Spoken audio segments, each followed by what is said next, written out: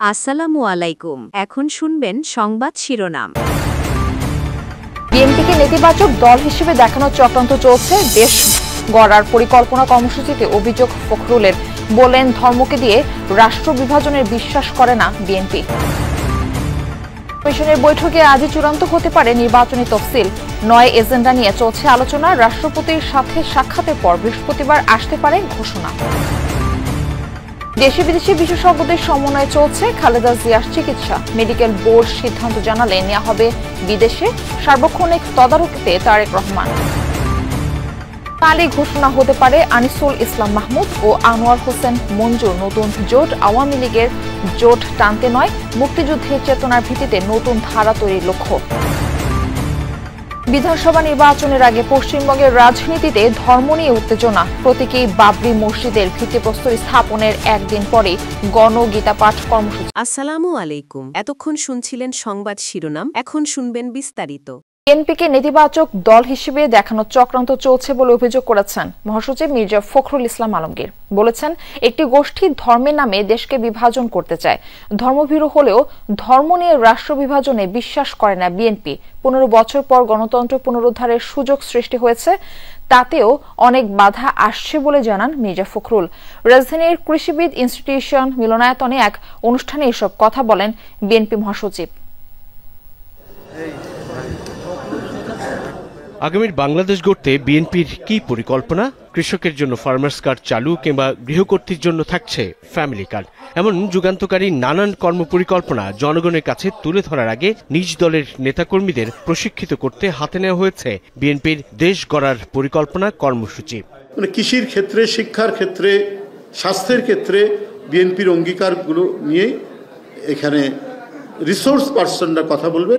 সকালে রাজধানী খামারবাড়িতে কৃষিবিদ ইনস্টিটিউট মিলনায়তনে কর্মসূচির উদ্বোধন করেন বিএনপি মহাসচিব। বলেন, ফ্যাসিস্ট আওয়ামী লীগ 15 বছরের দুঃশাসনে সমস্ত প্রতিষ্ঠানগুলো ধ্বংস করেছে, যা নতুনভাবে গড়ে তুলতে হবে। তরুণ সমাজের মন মানসিকতার পরিবর্তন আমলে নিয়ে দলকে নতুন চিন্তার আলোকে তৈরি করা হচ্ছে বলেও জানান মির্জা ফখরুল। ফ্যাসিস্ট শাসনের পরে আমরা গণতন্ত্রে ফিরে যাওয়ার এখন একটা সুযোগ সৃষ্টি হয়েছে। অনেক বাধা প্রতিবন্ধকতা আসছে। বাংলাদেশের যা কিছু ভালো এখন পর্যন্ত অর্জন হয়েছে, সেটা যেমন অতীতে বিএনপি করেছে, আবার নতুন বাংলাদেশ গড়ে তোলার ব্যাপারে বিএনপি সেই নতুন চিন্তা ভাবনা জনগণের সামনে নিয়ে আসছে।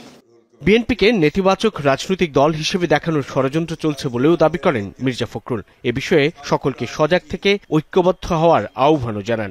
আজকে একটা প্রবণতা দেখা দিয়েছে অত্যন্ত ব্যাপকভাবে বিএনপিকে একটা নেগেটিভ পলিটিক্যাল পার্টি হিসেবে দেখানোর। সবচেয়ে বড় হচ্ছে একটা অপপ্রচার চলছে। এই অপপ্রচারের বিরুদ্ধে কিন্তু আমাদেরকে কাজ করতে হবে। সাইবার ওয়ার, এই সাইবার ওয়ারে যদি আমি যোদ্ধা হতে না পারি, তাহলে কিন্তু আমি পরাজিত হয়ে যাব। তার মতে, ধর্ম ব্যবহার করে দেশে বিভাজন সৃষ্টির চেষ্টা করছে একটি গোষ্ঠী।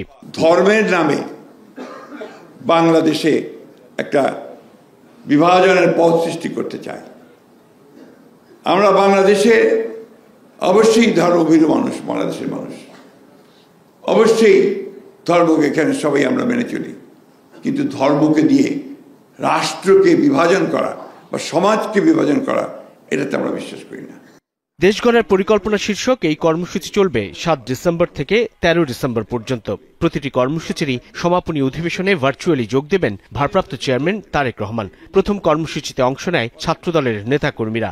ধারাবাহিকভাবে বাকি অঙ্গ সংগঠনের প্রতিনিধিরাও এতে যোগ দেবেন। একদিকে যেমন জাতীয় ক্ষেত্রে, তেমনি আন্তর্জাতিক ক্ষেত্রে একইভাবে গুরুত্বপূর্ণ সবার আগে বাংলাদেশ। ত্রয়োদশ জাতীয় সংসদ নির্বাচন ও গণভোটের তফসিল এবং ভোটের আগে পরের কাজ পর্যালোচনায় বৈঠক করছে নির্বাচন কমিশন। বৈঠকে 9 এজেন্ডা নিয়ে আলোচনা হচ্ছে। সকাল 10:30টায় নির্বাচন ভবনে বৈঠক শুরু হয়। প্রধান নির্বাচন কমিশনার AMM নাসির উদ্দিনের সভাপতিত্বে চলছে এই বৈঠক। উপস্থিত আছেন 4 নির্বাচন কমিশনার, ইসি সচিব সহ সংশ্লিষ্ট নির্বাচনী কর্মকর্তারা।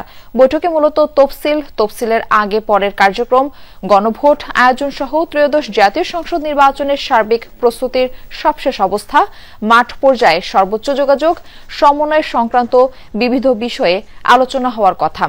এর আগে শনিবার নির্বাচন নির্বাচন কমিশন সচিবালয়ে অনুষ্ঠিত এক বৈঠকে নির্বাচনের প্রস্তুতিমূলক কার্যক্রমের অগ্রগতি পর্যালোচনা করা হয়। 10 ডিসেম্বর বুধবার রাষ্ট্রপতির সাথে নির্বাচন কমিশনের সাক্ষাৎ হওয়ার কথা। এরপরেই হতে পারে তফসিল ঘোষণা। গুমের সরাসরি নির্দেশ দিতেন শেখ হাসিনা, বাস্তবায়ন করতেন তার নিরাপত্তা উপদেষ্টা তারিক আহমেদ সিদ্দিকী। গুম নির্যাতনের মামলার অভিযোগ গঠন শুনানিতে ট্রাইব্যুনালকে জানিয়েছেন চিফ প্রসিকিউটর তাজুল ইসলাম। তিনি জানান, এই মামলায় শেখ হাসিনার বিরুদ্ধে 26 জন গুমের শিকার হওয়া ভুক্তভোগীর অভিযোগ রয়েছে। গুমের মামলায় অভিযোগ গঠন করে বিচার শুরুর আবেদন করেছে প্রসিকিউশন। গুম ও নির্যাতনের মামলায় শেখ হাসিনা ও তার নিরাপত্তা উপদেষ্টা তারিক আহমেদ সিদ্দিক সহ 13 জনের বিরুদ্ধে রাষ্ট্রপক্ষের অভিযোগ গঠনের শুনানি শেষ হয়েছে।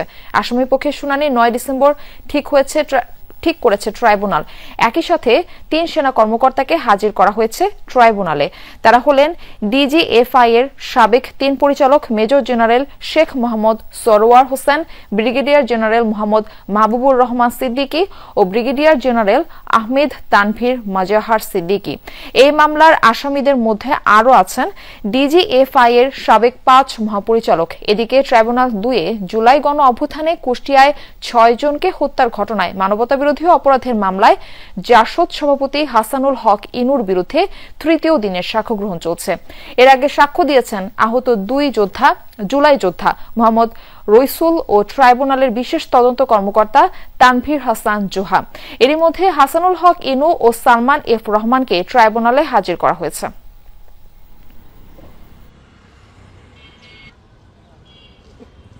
ক্ষমতাকে দীর্ঘস্থায়ী করার জন্য যারা যে সমস্ত লোকদেরকে তারা তাদের কাজের জন্য হুমকি মনে করতেন, অর্থাৎ একজন ব্যক্তিকে তার স্বাধীনতা হরণ করে তিনি যাতে কোনো আইনগত প্রোটেকশন না পান সেই জন্য তাকে গুম করা হয়েছে। শেখ হাসিনা সরকার এই অতি গুরুত্বপূর্ণ এবং বৈধ একটা সংস্থাকে, তার কিছু অফিসারকে এই অপরাধের সাথে সম্পৃক্ত করে তার ক্ষমতাকে চিরস্থায়িত করার চেষ্টা করেছিলেন। অপহরণ প্রক্রিয়ার সাথে police, CTDC, DB, DGFI, RAB এবং কোনো ক্ষেত্রে এনএসআই এবং কখনো বিজিবিকেও ব্যবহার করা হয়েছে। বহুল আলোচিত তত্ত্বাবধায়ক সরকার ব্যবস্থা বাতিল সহ সংবিধানের 15 সংশোধনীতে আনা কয়েকটি বিষয় অবৈধ ঘোষণা করে হাইকোর্টের রায়ের বিরুদ্ধে আপিল শুনানি আজকের মতো শেষ হয়েছে। পরবর্তী শুনানি হবে কাল সোমবার সকালে। প্রধান বিচারপতি ডক্টর সৈয়দ রেফাত আহমেদের নেতৃত্বাধীন আপিল বিভাগে শুরু হয় এই শুনানি। পুরো 15 সংশোধনী বাতিল চেয়ে শুনানি করেন বদিউল আলম মজুমদারের আইনজীবী ডক্টর শরীফ ভুইয়া। রাষ্ট্রপক্ষে শুনানি করেন অতিরিক্ত অ্যাটর্নি জেনারেল ব্যারিস্টার অনিক আর হক। এর আগে গত 13 নভেম্বর বহুল আলোচিত তত্ত্বাবধায়ক সরকার ব্যবস্থা বাতিল সহ সংবিধানের 15 সংশোধনীতে আনা কয়েকটি বিষয় অবৈধ ঘোষণা করে হাইকোর্টের রায়ের বিরুদ্ধে আপিলের অনুমতি দেন সর্বোচ্চ আদালত। এদিকে গত 2রা ডিসেম্বর হাইকোর্টের রায়ের বিরুদ্ধে করা আপিলে পক্ষভুক্ত হন বিএনপির মহাসচিব মির্জা ফখরুল ইসলাম আলমগীর। এর আগে 2024 সালের 17 ডিসেম্বর বহুল আলোচিত তত্ত্বাবধায়ক সরকার ব্যবস্থা বাতিল সহ সংবিধানের 15 সংশোধনীতে আনা কয়েকটি বিষয় অবৈধ ঘোষণা করে রায় দেন হাইকোর্ট। একই সঙ্গে সংবিধানের গণভোটের বিধান ফিরিয়ে এনেছেন আদালত।